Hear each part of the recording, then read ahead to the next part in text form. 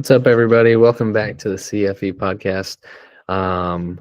We're back, and I'm really glad we got to do the podcast this week. The chances were looking a little slim, so we're back and get to talk some more college football. So let's start from this past week, Beck. Let's start with the college game day game.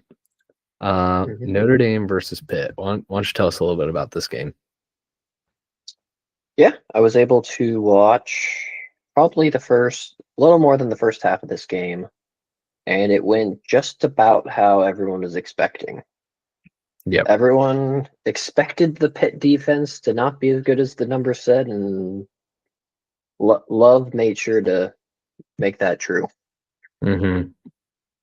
I don't know if you were able to watch the beginning of this game, but Love had a handoff up the middle where 1v1 with a linebacker, spin moves him 47-yard touchdown in the first two drives. Mm-hmm. Yeah, I wasn't able to watch a ton of this game, but yeah, it was the Notre Dame scored right away, and then they got like a pick six or something, and Yep. then I was like, okay, this game's over.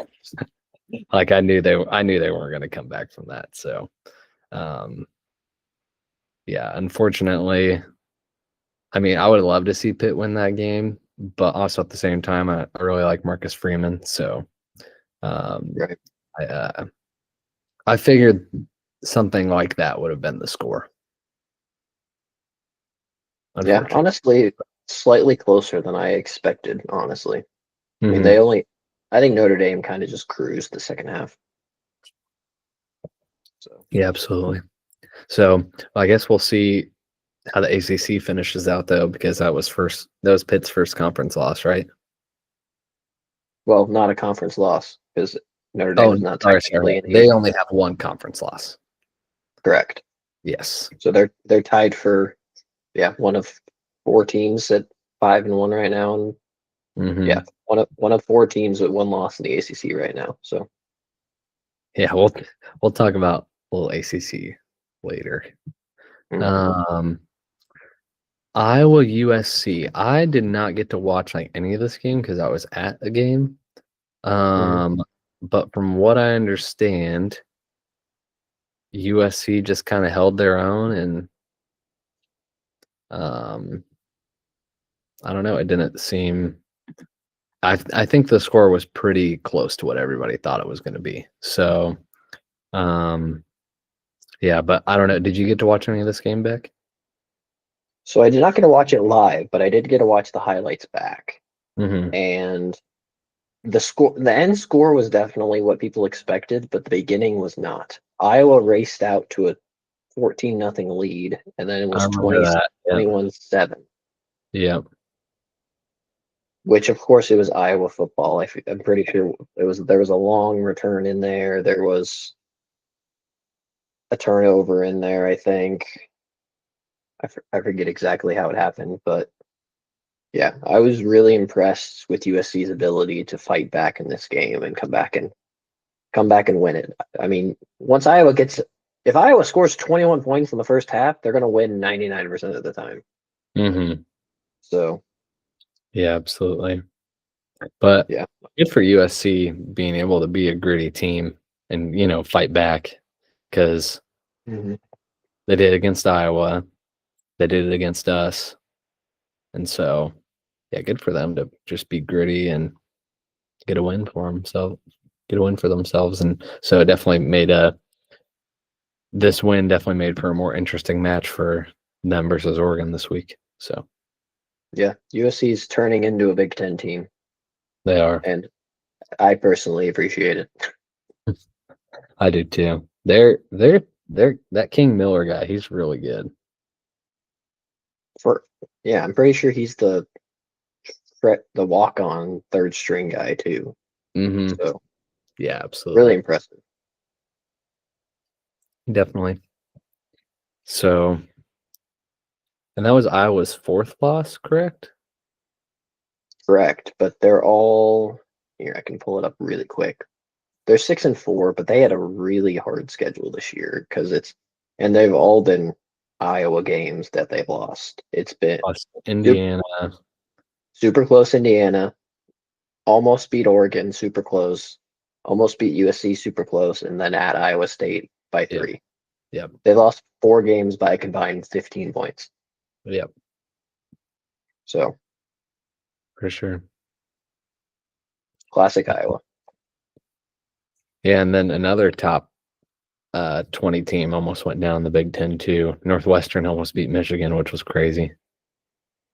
Had to win it with a walk-off field goal. Yep. Feisty Northwestern, Michigan maybe starting to look ahead to the game here in a week. So plus they're down their top 2 running backs, I think, at this point for the year. So that'll be tough for Michigan. Yeah, Northwestern's a gritty team for sure. You better watch out for them. And then, yeah, Michigan. Do they play this week? They do. They play. Wrong schedule. Oh, they play Maryland? Yeah, at Maryland. Yeah. Yep. Which So, should be a semi-interesting game. could be. Surprisingly, I think it's going to be whichever team passes the ball better. Because I think Michigan's almost has to start passing the ball down both Hayes and Marshall. So. Oh, did Marshall get hurt? Yeah, he got hurt last week, and I'm pretty sure he's out at least this week, if not the year. So. Dang. That's not good. Okay, well, Bama OU, some would argue this was probably the best game of the day. I would say differently. It was probably the most competitive. Yeah. Throughout the whole game. So I did not get to watch a lot of this game, but from what I heard, OU's defense went absolutely crazy, and they just were flying around and playing, just super fast. But as far as offenses go, it sounded like John Mateer didn't go crazy, but he did just enough to win the game. Pretty much. I mean, Oklahoma only had 212 yards of offense in this game. Yeah. But they had a long punt return. Bama, I think, had a muffed. I mean, you get 7 points off an 87-yard pick six. Yeah. You get, I'm pretty sure Bama muffed a punt, which then led to the Mateer rushing touchdown. So really, this was just a master class in field position, controlling the tempo of the game, and just I was able to watch the end of this game was all, but then I went back and watched the highlights. But it was a very impressive performance by this Oklahoma defense. Yep. And this win just means the doomsday scenario is inching closer to becoming reality. It is. I think that scenario being SEC getting like 6 teams in the playoff, which I think gets a little bit cleared up this week, even though it's cakewalk week in the SEC. Because, I mean, OU, to avoid the chaos scenario, OU really needs to beat Missouri. I think that helps the chaos scenario. If they beat Missouri? If OU beats Missouri, because Missouri already has 3 losses. I was just thinking if OU beat them, that would completely knock Missouri out of it. But then that would also spring you forward a little bit more. True. I just think if Missouri can beat Oklahoma, I think it knocks them both out. Because Missouri has no wins outside. I don't think Missouri can make it either way. So. Gotcha. What's Missouri ranked? Like 23rd or something like that? They are 22nd. 22nd. Gotcha. Which is yeah. Yeah. Interesting. Anything else to say on Bama OU? I mean, Ty Simpson still got his yardage. I mean, he's still at 326, but Yeah. again, masterclass by the OU defense, especially in the red zone and getting the turnovers they needed. So for sure. really, really fun to watch that defense work. Yep. Absolutely. Georgia, Texas, not really a whole lot that needs to be said. I fell asleep to this game because it was that boring. Yeah, Georgia just manhandled Texas. They did, but this game was interesting for about 5 minutes. And then Texas scores, cuts it to 14-10. And then Georgia marches down the field in 5 minutes, scores a touchdown, and then Kirby shows why he's the best coach in college football with the onside kick. Georgia then goes, scores again, and it's 28-10 and the game's over. Just ripping the momentum right out of Texas's hands. Mm-hmm. So, do you think a 3-loss Texas deserves to be in the playoff? no. I don't either. Their only win that Is matters at all is Oklahoma. And Vandy, I guess. Vandy's an impressive win. Mm-hmm. But their big win is Oklahoma, which I might be wrong, but I tend to put a little less weight on rivalry games because it can go either way. Mm-hmm. Kind of how I look at it. Plus, also, it was Mateer's first game back and really probably shouldn't be playing. Yeah. So. Yep, that's true. I don't know. Yeah. I thought it was funny. Josh Pate was like, Georgia's kind of like the girl you didn't know was pretty, and then you put on the glass, like she took off the glass, and you're like, oh, she's pretty. And then because it's just like Georgia's been kind of gritty this year, and then now they're kind of starting to take form and stuff like that. So yeah, it's interesting how I've heard both him and other people talk about kind of how everyone's trying to be that Ohio State. They're all trying to just catch momentum at the right time, and it'll be really interesting to see this week, next week, conference title games, kind of who's hitting their stride at the right time right now. Yep. Georgia looks good. Yeah, they look really good. I mean, I like that offense a lot better than Bama's, and I never thought I would say that about Georgia compared to a DeBoer and Grubb offense. So yeah, Bama just can't. They just can't run the ball. They don't have the personnel.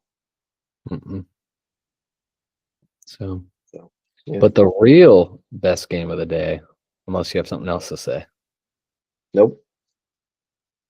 South Carolina versus A&M. So I was home and I flipped it on because I think I saw like 21-3 or something like that. And I was like, oh, that's cool. A&M's winning 21-3. And then I looked again, I'm like, oh no, South Carolina's winning 21-3. What is happening right now? And then they proceed to be up, what was it, 30-3 at halftime or something like that? Yeah, 30-3, I believe. And then I left to go to the game, and then I'm just checking ESPN and stuff because I saw, I was like, oh, A&M's kind of coming back a little bit. And then South Carolina proceeds to give up 31 points and loses the game, being up 30-3 at halftime. And it didn't even take that long. It took like a quarter. A&M was winning by 10:47 left in the fourth. Yep. I mean, you can't give enough credit to the coaching staff of A&M to get them ready to go back out and play when you're just getting absolutely manhandled. And then they couldn't do anything right. And then I have no clue how South Carolina just gets absolutely blanked in the second half. No clue. I mean, I know a little bit just based on how their first half went. Like they only had like one sustained drive. The rest were all just big plays / fumble return for a touchdown / like two of their drives. One was like a 60-yard play and the other one was an 85-yard touchdown pass. Mm-hmm. But still, you put up 30 points in the first half and you can't get anything. Yep. Yeah. This again shows why South Carolina's 3-7 this year. They just don't have. Sellers is still good, but there's not much else on that team. Yeah. Makes Other me than sad. that, I was really hoping South Carolina would have a good year this year, but that's okay. But good for A&M that they got the win. I'd love to see A&M win the Natty this year. That'd be so cool. they got a shot. I mean, really good D-line. Offense can score at will. Yep. They need to run the ball a lot better than they did versus South Carolina, but Yep. Absolutely. All right. Well, moving on to this week. Unless you have anything else to say from last week. no, sir. Okay. Missouri at OU. I think OU's riding high on momentum. And I think they really want to be in the playoffs, so I'm gonna take OU to win this one. Okay. The defense. I think this will. Yeah. Yeah. I think this one is a classic Big Ten slobber knocker. Mm-hmm. Two best defenses in the SEC. Neither team has fully healthy quarterbacks. Mm-hmm. Possible. I mean, there's rumors that Perbula might be able to play somewhat in this game, which would be interesting for Missouri. But yeah, you got OU coming off of that massive win at Bama. You got Ahmad Hardy for Missouri coming off of 300 yards and 3 touchdowns off 25 carries versus Mississippi State. But also, this is the best rush defense in the country in Oklahoma. So basically, I have all that boiling down to, I think this comes down to Mateer being able to make a few more plays than Missouri's quarterback. Mm-hmm. And they're able to slow down Hardy just enough that I think Oklahoma wins this one probably closer than last week versus Alabama. I think this is like a 1-2 point game. Yeah. Yeah, Hardy's an animal. He's so good. How It's a far? great. Yeah. Go ahead. I mean, it's a great story of a Mm-hmm. portal actually working. A guy who didn't get, I don't even think he got recruited to Louisiana Monroe. Yeah. Or maybe that was his only offer in FBS. Goes there, dominates. Missouri says, yes, please. And now he's leading the FBS and rushing for the season at Missouri.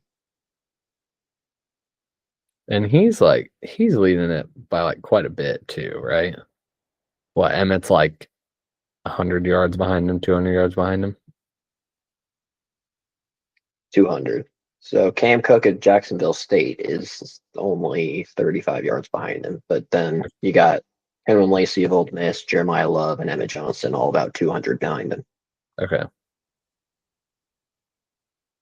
So Yeah, that's crazy. yeah, he's averaging just under 7 yards a carry this year. How is Hardy not in the Heisman conversation? It's an excellent question. He's got 15 touchdowns. Mm-hmm. Yeah, I agree. I mean, there's another guy we'll talk about here in a few games that I don't understand why he's not in the Heisman race either. But Yep. we'll save that a little bit. Hmm. The Heisman's a mess this year.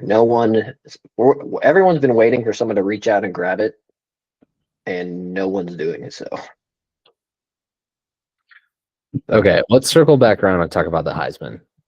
yeah. In a little bit, because I do have some thoughts about the Heisman. All right, Pitt at Georgia Tech. Oh wait, I'm taking OU to win. I think it'll be close as well, but I'm taking OU to win. Pitt at Georgia Tech. Here, can I just tell you what I wrote down for this game? Yes. I wrote down Haynes King, Haynes King, Haynes King.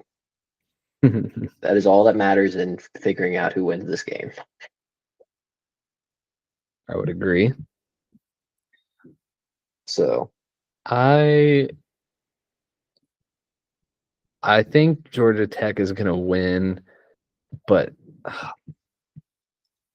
they're just not really great teams in the ACC this year. Like anybody can beat anybody. mhm. But since it's at Georgia Tech and it's a night game, I'm gonna take Georgia Tech. I think it'll be close, but I'm taking Georgia Tech. Okay. Yeah, I think the only playoff caliber team in the ACC is Miami, and they just choke for a living. So Yep. probably choked their way out of the playoffs, even though they got their big wins to start the season. So, Yep. But yeah, for this game specifically, I mean, Haynes King is the entire Georgia Tech offense. And the team. You're not wrong. Georgia Tech has one of the worst defenses in the ACC, also the country. I mean, if I were to tell you that Georgia Tech was -4 in turnover differential and they were still somehow 9-1, I don't think many people would believe me. Yep. And it's not even Haynes King's fault. He's only got 2 picks this season. Mm-hmm. Which is crazy. I mean, he only has 10 passing touchdowns, but he's got 800 yards on the ground and 14 touchdowns. No. Also, another person. Is he in Heisman talks right now or no? No, and I think if the Heisman is truly the most valuable player in the country, Haynes King is that player. Yeah. You take Haynes King off this team, this is a 5-5, 4-6 Georgia Tech team with how bad their defense is. Yep. And like I mean, I would still vote for Emmett Johnson, but if I was being unbiased, Yep. I don't see how Haynes King isn't, if at worst, a finalist, even if they lose their last 2 games, which Yep. is quite possible. But Yep. Absolutely. Back to the game. Yeah. I think Georgia Tech will win. Yeah. I have Pitt winning due to they do have a good defense, and Georgia Tech's defense being terrible at pass defense. So I think Pitt's able to outscore them. I think Haynes King has to be perfect in this game. And even so, I don't know if they win. Yeah. Which is why I'm going Pitt. I think their defense is able to stop everyone else on the Georgia Tech offense, and that's enough to win a shootout. This might be the best watch of the entire weekend. Yeah, it'll definitely be a shootout for sure. Mm-hmm. So defense is optional, especially for Georgia Tech. it's the kind of game that I like to watch if Nebraska's not playing. Right. Yeah, this will be a fun one. I'm excited for it.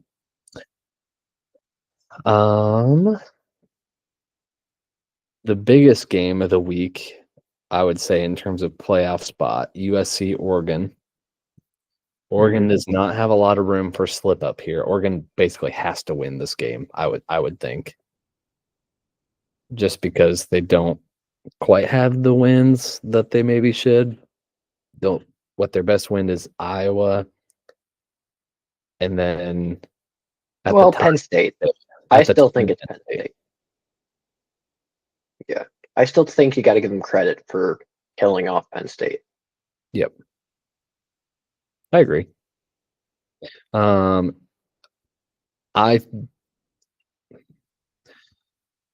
do think Oregon is going to win this game. I think it'll be like semi-close. I think Oregon probably wins by like a touchdown. What do you think? Yeah. I don't think it's quite a playoff eliminator. I think it's close. I think Oregon can still get in with a loss. I think USC has to win, and if USC wins, they have a shot at it. Yep. But I think I was looking at the stats earlier, and these are the two most balanced offenses I've ever seen. Like they're both like 200 yards, like 250 passing, 200 rushing. Yeah. Two of the top 10 offenses in the country. But so if your offenses are pretty comparable, then I think it comes down to defense, and I think the Oregon defense does enough in this game. Yeah. I think they're able to slow down the pass attack from USC enough. They get a few stops. I think Oregon wins this by double digits. Not a lot, like 10 to 14, but I think Oregon wins this by double digits. Yeah. Otson's going to be juiced for this game.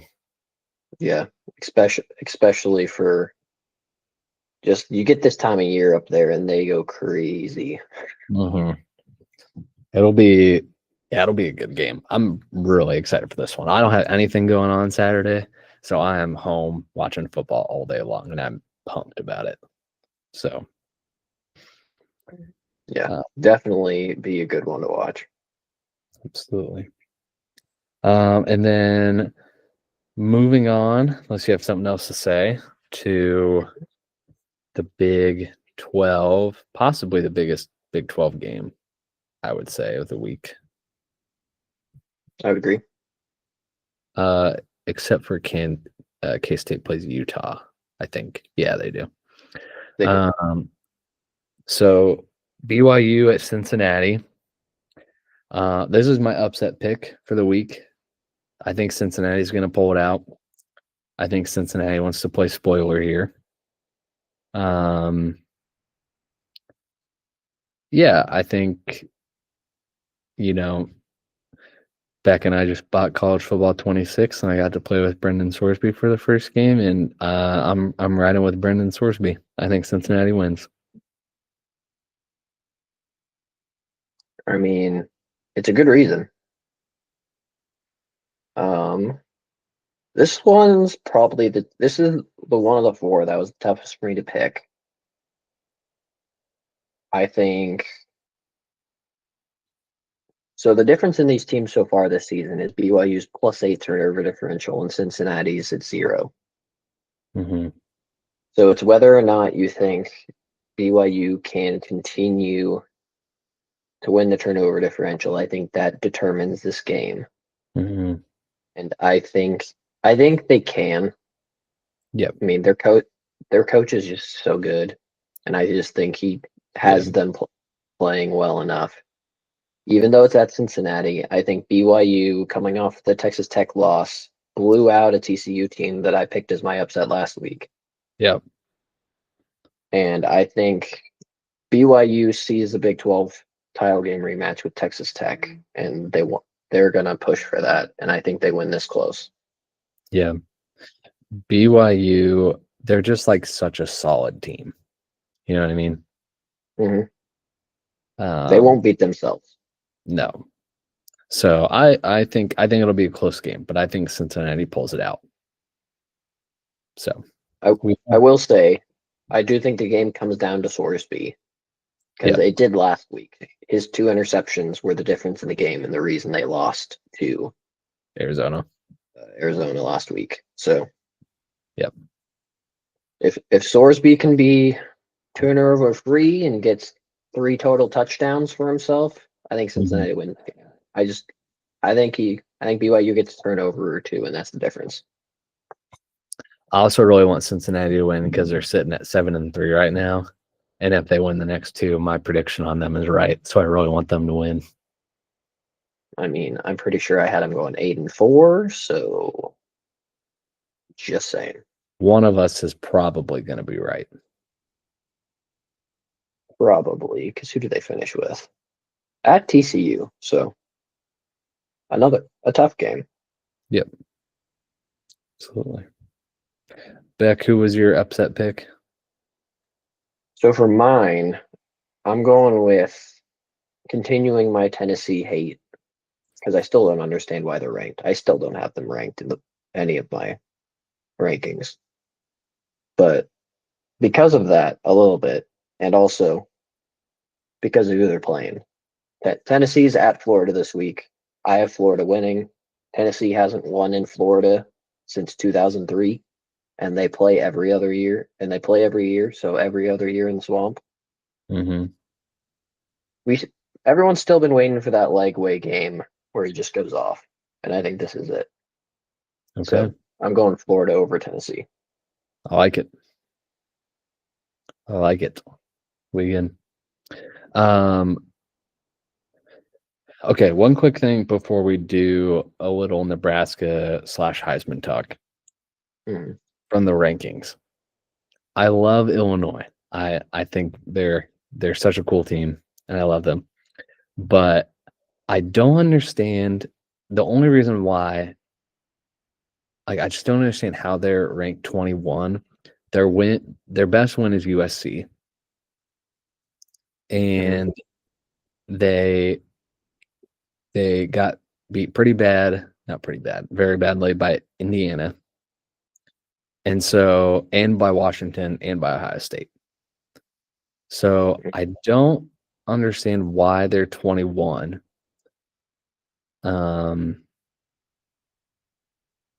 And Nebraska's not even like sniffing the rankings right now. Part of that's wins. I mean, their wins better than ours. Our best win Cincinnati. Yep. And their second best win's also better than our second best win. Them killing Duke's probably their second best win, and where our second best wins at UCLA.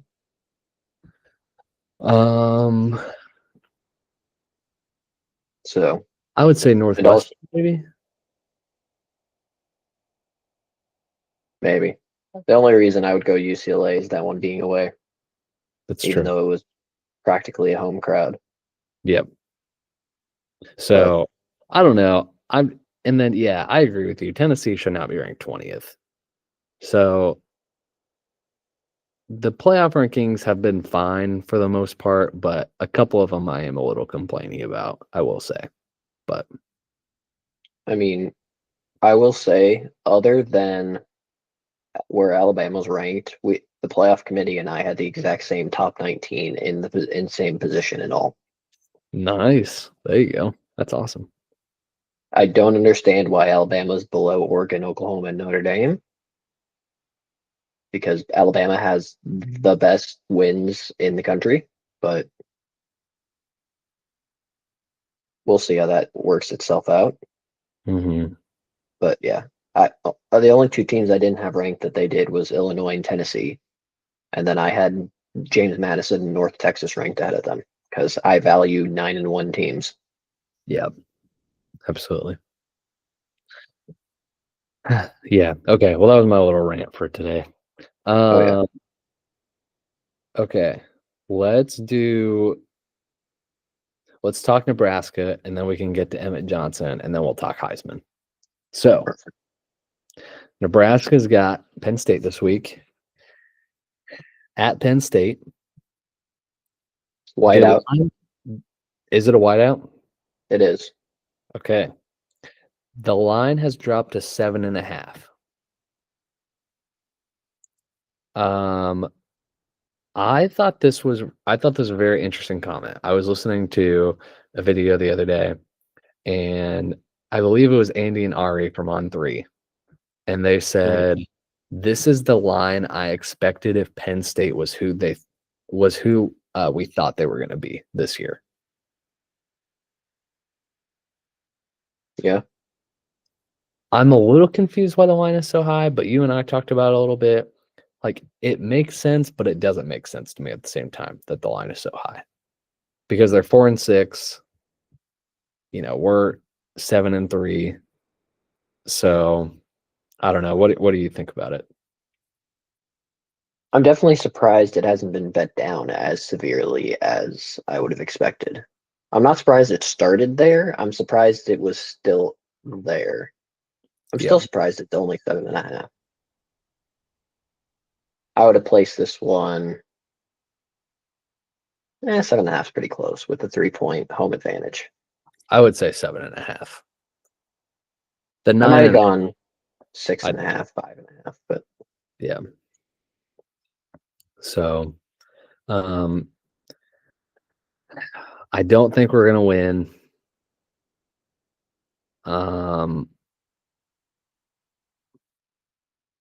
I see this one like I don't know,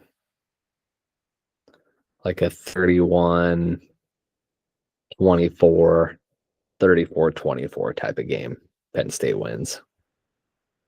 But I do think we bounce back and beat Iowa the next week, though. interesting. So, I mean, I'll start with there is still. I'm looking at the tickets available for this game. First of all, they're all like $6 Yeah, I for the know. upper It's bowl. awesome. They're like $25 for the lower bowl. So Yeah. that tells me Penn State fans do not want to go to this game. They are not going to this game, and this is going to be a Nebraska home crowd, at Hopefully. least half and half, which is insane for at Penn State. Yep. And I think because of that, at minimum, this is a one possession game. Okay. This comes down to how much do we trust. It comes down to two matchups. Can we stop Katron Allen from going for 200 yards on us? Yep. And can TJ Lateef get us above 24 points? Yep. Yeah, I agree. And I think Emmett Johnson needs to just go absolutely crazy in this game.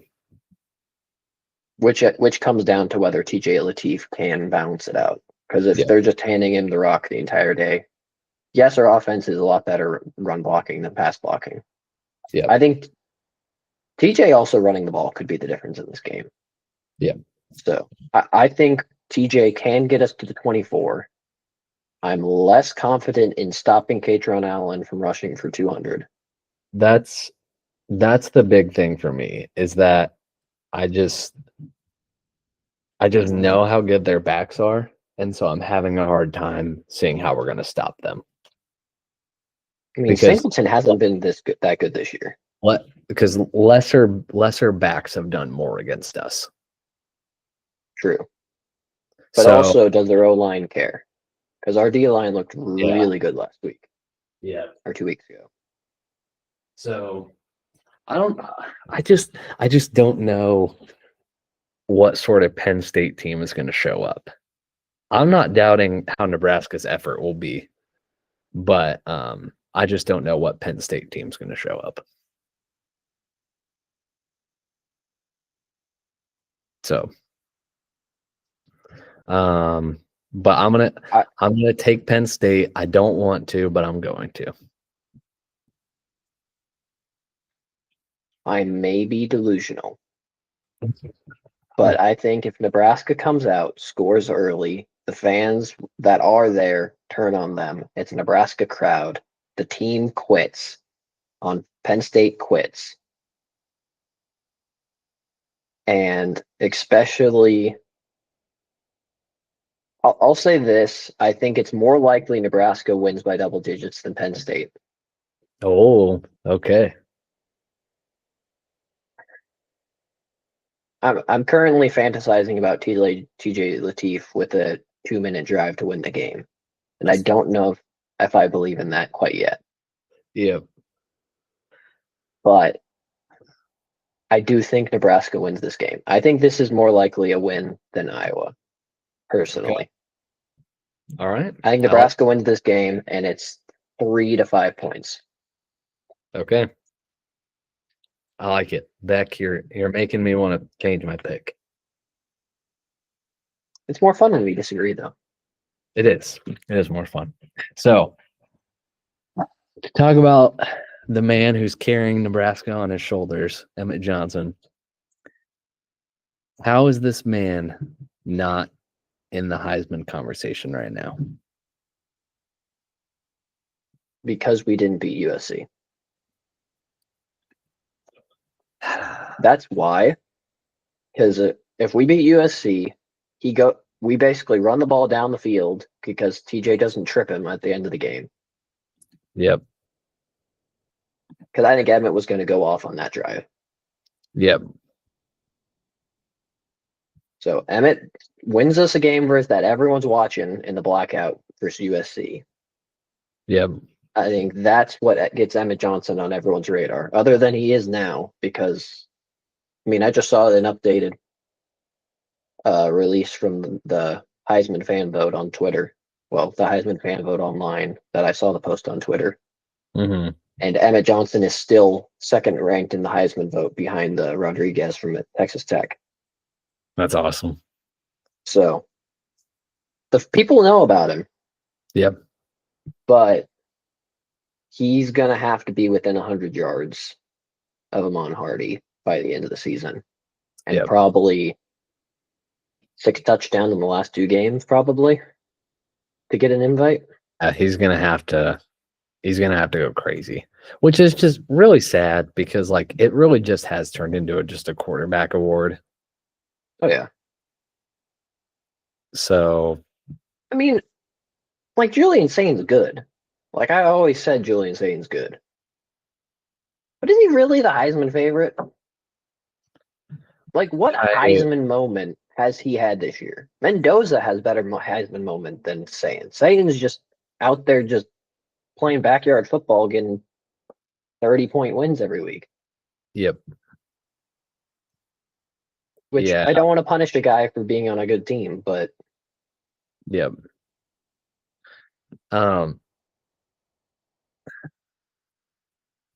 Mendoza has 30 touchdowns, 5 picks. What does Saint have? 25-4. Yeah, Mendoza deserves to be at number 1 over Saint, if that's where we're going. Saint's also 80% completion percentage, though, which is insane.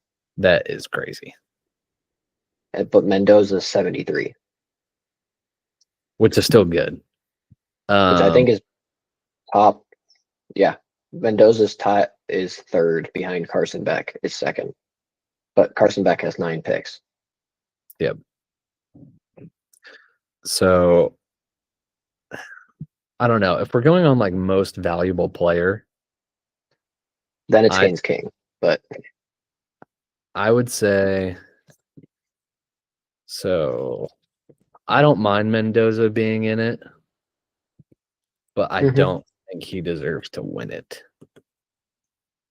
Here's who I have. Agreed. Here's who I have on my list. And on it, I really don't. This is probably a sin. What has Rodriguez done that's so awesome this year? I know he's forced like 8 fumbles or something like that. So I know the thing. So he's got 97 tackles.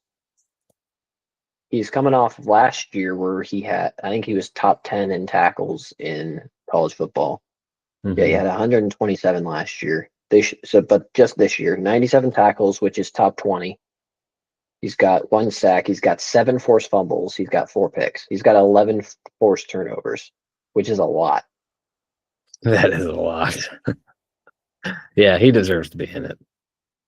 So, and he just scored a rushing touchdown last week. So, yep, he definitely deserves to be in it.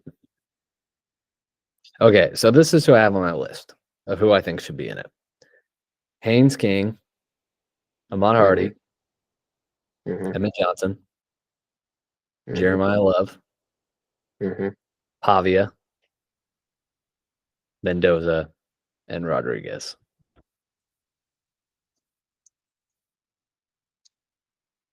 I agree with all of those except maybe Pavia. I think he cost them the Alabama game. I think he cost them the Alabama game. And you don't need to be perfect. Like I'm double checking his stats right now. He's kind of going crazy this year. I mean, he is 2,400 passing, 21 touchdowns, 5 picks, 600 rushing, 7 touchdowns. Yeah. It's just that's really the main Vandy game I watched, and he cost them that game, which makes it hard for me. Mm-hmm. But I would put him in that group. I don't think he's good enough to be a finalist. I'll put it that way. Okay. So with that group, you only get to take 4 to New York. Who are your 4? Hardy, yeah, Haynes King, Rodriguez, and probably Pavia, honestly.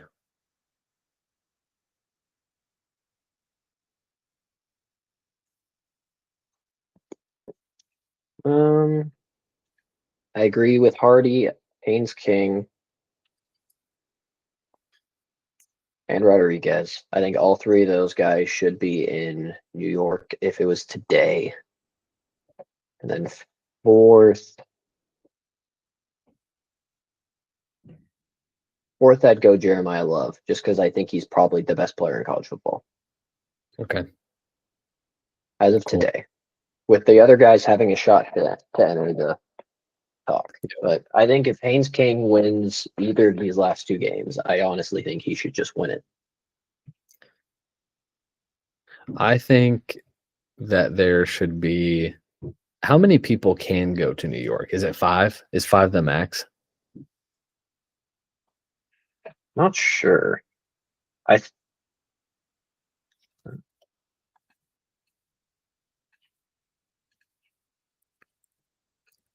Because they normally show the top 10.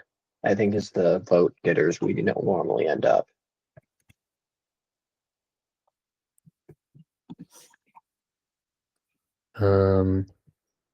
Or Heisman Trophy finalists, a rule that has been in Yep. place since 2021. Okay, so it is top 4. So I mean, it's going to come down to these last 3 weeks. Unfortunately, EJ is going to have to go absolutely crazy if he wants an invite. Yeah, like I said, he's got to be. Granted, let me check. All-purpose, him versus Hardy. I don't think Hardy ever gets passing. Yeah, I know. Hardy has 22 receiving yards this year. Yeah. And Emmett's got 300. Yep. So I they're think basically even. EJ's leading all-purpose yards. Oh, not all-purpose. Scrimmage. Yeah. Non-passing. Yep.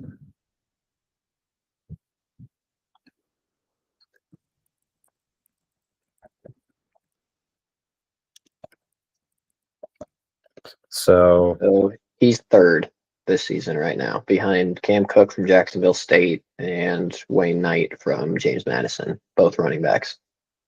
Okay. They're slightly ahead of him. Yeah, 149, 146, 143. Gotcha.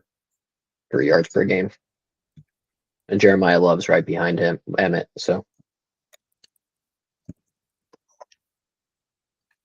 if you would have told me coming into this season he has comparable stats to Jeremiah Love, I would not have believed you. And I love Emmett Johnson. Yeah. That's insane. 1,131 rushing yards, 11 touchdowns, and then 36 receptions, 300 yards, 3 touchdowns.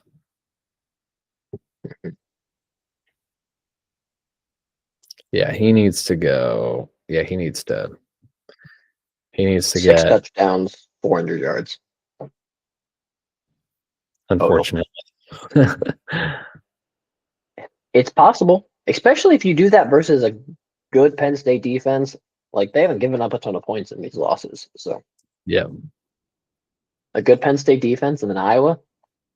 Yep. I would be fascinated to know the last time Iowa gave up a 200-yard rusher. Yeah, I don't know. That's probably been a decade, or just Melvin Gordon or something like that. When was the last time Iowa gave up 200?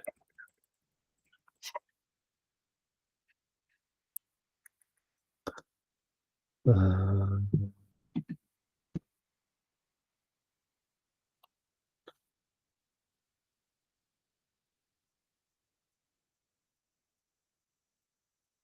yeah, I don't see. Nothing popped up when I typed it in. So, yeah. But, well, either way, I would love to see Ahmad Hardy get in the Heisman finalists. He deserves it, I think. Yeah, he's really good. So, and Haynes King really needs to be in it too.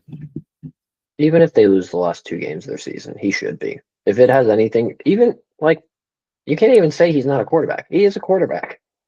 He runs the ball a bunch, but yeah, it's been a weird Heisman race this year. There's been like nobody that's like outstanding. You know what I mean? right. Like you there's had Manziel, no, you know, even just last year, you had no Travis Hunter. You have no Genty. Yep, absolutely. You had no John Mateer either. Like, John Mateer was going off last year in yards. Yep, So absolutely. So, well, Beck, this was fun. Any final thoughts before we hop off? I guess just that I think these last few weeks of the season are going to be absolute madness. Upsets galore. I would agree. The calling of the college football playoffs has arrived. Time now to see who gets to make it and who's going to get cut. Yep. So Do you think the ACC gets in?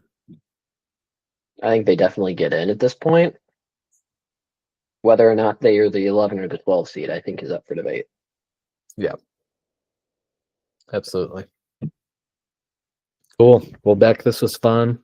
I can't believe college football, the regular season's already almost over. But I'm looking forward to these next few weeks of regular season and conference championships. So it'll be good. Definitely. Cool. All right. Well, I think we'll be back. Probably not next week, but probably the week after for the pod. So that sounds good. But all right, everybody. Well, have a great college football weekend and have a good weekend. And God bless. And we'll talk soon.